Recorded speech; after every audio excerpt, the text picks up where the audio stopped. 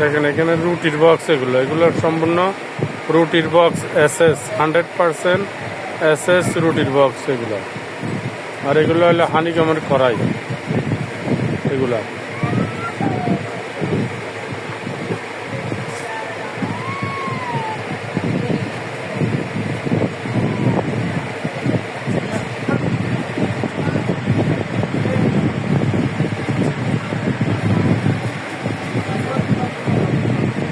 SKB কি মাল লাগে, যার যেটা লাগে এটা একটু স্ক্রিনশট দিয়ে দেখাবেন। এখানে সব পাইকারি রেট।